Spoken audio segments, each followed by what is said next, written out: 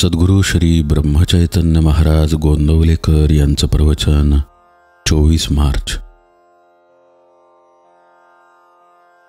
प्रपंच हा परमार्थाला साधन म्हणून वापरावा।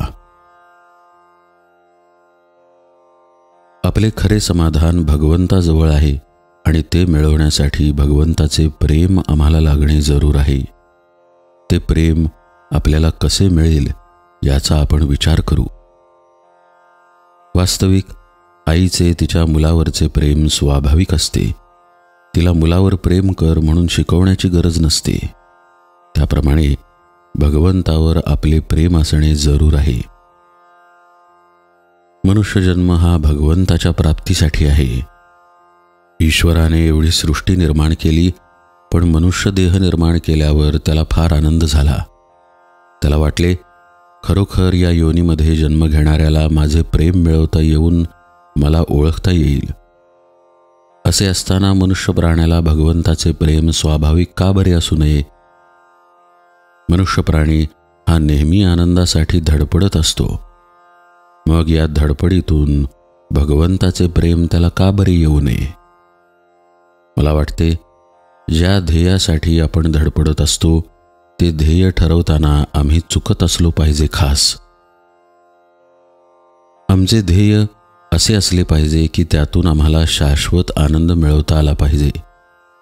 तो आनंद एवढ्या कष्टाने मेहनतीने सुद्धा आम्हाला मिळत नसेल तर आमचे ध्येय चुकले असे म्हणायला कोणती अडचण आहे तुम्ही सांगा।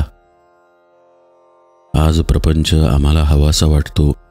प्रपंचातल्या नाना तऱ्हेच्या गोष्टी आम्हाला सुख देतील असे वाटत असते आणि त्या मिळवण्यासाठी आम्ही अहर्निश झटत असतो। वस्तूसाठी चाललेली आमची धडपड ही खरे पाहता त्या वस्तूसाठी नसून त्यातून मला आनंद मिळेल या कल्पनेने, त्या आनंदासाठी आम्हाला ती वस्तू हवी असते। त्या वस्तूत मला समाधान मिळेल ही कल्पना नाहीशी व्हायला पाहिजे। आज प्रपंचात मला समाधान मिळेल असे वाटते, ती माझी कल्पना नाहीशी होणे जरूर आहे। ही प्रपंचाची आस जोपर्यंत आहे तोवर भगवंताचे दास आम्हाला होता येणार नाही आणि शाश्वत समाधान आम्हाला मिळणार नाही। तू जगाची आस सोडून दे, मी तुला शाश्वत आनंद देतो असे भगवंत आम्हास सांगत आहे। ही जगाची आस, हे प्रपंचाचे प्रेम आम्हाला कसे सुटेल? प्रपंच सोडल्याशिवाय भगवंताचे प्रेम आम्हाला येणारच नाही का? प्रपंच सोडून देण्याची आज आमची तयारी नाही। तो न सोडता भगवंताचे कसे होता येईल यासाठी संतांनी मार्ग सांगितला आहे।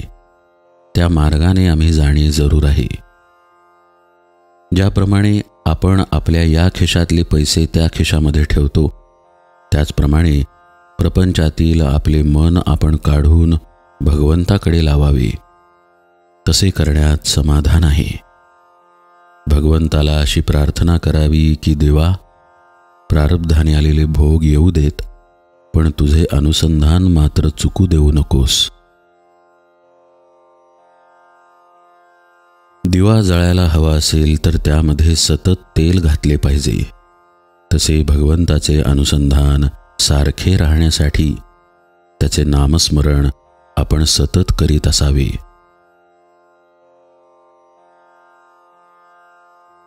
जानकी जीवन स्मरण जय जय राम।